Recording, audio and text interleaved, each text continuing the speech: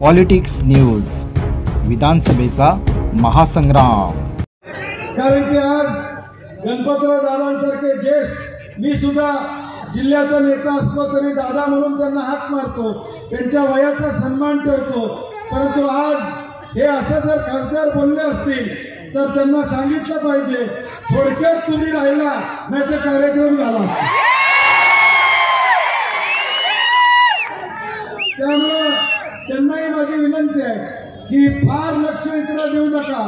आता 5 वर्ष जॅकेट घालून फिरा, फार इकडे बघत बसू नका, कारण की दादा आता 100% आमदार होणार आहे, त्यामध्ये दुमत नाही। आज या जयसिंगपूरमध्ये सभा घ्यावी अशी सर्वांची इच्छा होती। कुरुंदवाडमध्ये सभा झाली, पहिला फॉर्म भरायला मी येणार होतो परंतु जमलं नाही। परंतु आज कुरुंदवाडमध्ये जयसिंगपूरमध्ये सभा घेत असताना मला इथल्या सगळ्या समाजांना सांगायचं आहे, विशेष करून वडार समाजाच्या लोकांना सांगायचं आहे की आपल्या खनिचा प्रश्न असू दे, आपल्या अडीअडचणी असू दे, त्या सगळ्या अडीअडचणीला तुम्ही काळजी करू नका। हिमालय सारखा बंटी पाटील तुमच्या पाठीशी। या जयसिंगपूरमध्ये जी मदत लागेल, जे सहकार्य लागेल ते निश्चितपणे आमच्या माध्यमातून या ठिकाणी होणार, हा शब्द मी आपल्याला या निमित्ताने या ठिकाणी देतो। कुरुंदवाडमध्ये सगळ्यांनी सांगितलं डॉक्टर बाबासाहेब आंबेडकरांच्या पुतळ्याचा विषय, तोही आम्ही मार्गी लावायचं काम या निवडणुकीनंतर या ठिकाणी करू। 2014 साली स्वर्गीय सारे पाटील साहेबांच्या नावानं ग्रंथालय व्हावं असा नगरपालिकेत ठराव केला। 10 वर्ष झालं तो ठरावाची अंमलबजावणी झाली नाही। दादा काय हरकत नाही, तुम्ही आमदार होऊन त्याची अंमलबजावणी व्हायची, तुम्ही आमदार होऊन त्याची अंमलबजावणी व्हायची होती। त्यामुळे काळजी करू नका, या सगळ्या विषयाला आम्ही गती देण्याचा प्रयत्न उद्याच्या भविष्यकाळात या ठिकाणी करणार आहोत। आणि मग ज्यावेळी या शिरोळ तालुक्यामध्ये आज आम्ही या विधानसभेच्या निवडणुकीच्या निमित्तानं आलेलो आहे, ही पहिली मॅच आहे। दुसरी मॅच जयसिंगपूर नगरपालिकेला सुद्धा आम्ही या ठिकाणी काम करणार, हे निश्चितपणे या ठिकाणी काँग्रेस असेल, शिवसेना असेल, राष्ट्रवादी असेल, महाविकास आघाडी म्हणून दादा आपल्या वतीनं मी शब्द देतो वैभव की जयसिंगपूर नगरपालिकेला आपल्या सगळ्यांचा पॅनल असणार, हा शब्द मी तुमच्या वतीनं या ठिकाणी देतो।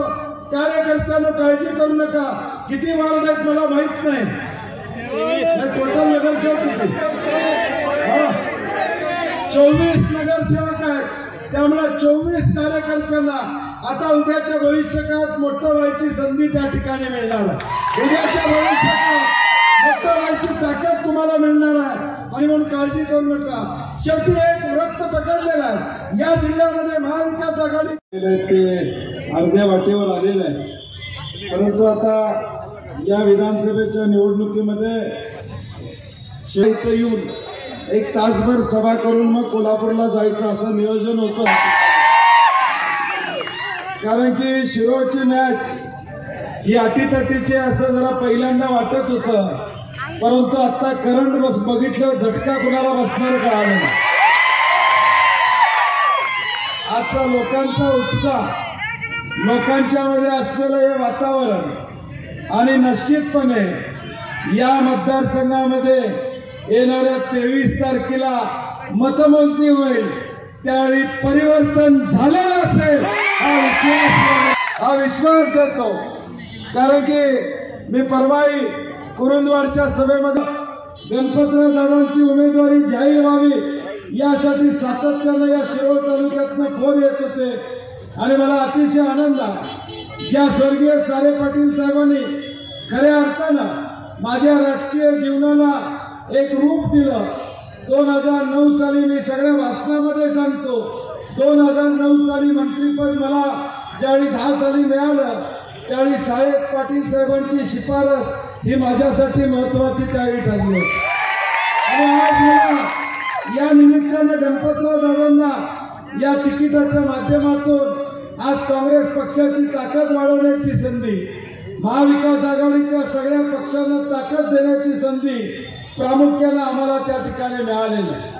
गेल्या 5 वर्षामध्ये या मतदारसंघाचं भवितव्य हे टांगतं राहिलेलं आहे। या मतदारसंघाचं भवितव्य नेमकं कुठल्या दिशेला आहे अजून सुद्धा त्या ठिकाणी कळत नाही। ज्या लोकांनी 2019ला सगळ्यांच्या बरोबर आहे असं मतं घेतली ते पुढे कुठे गेले हे आपल्याला सगळ्यांना माहित आहे। सुरत मार्गे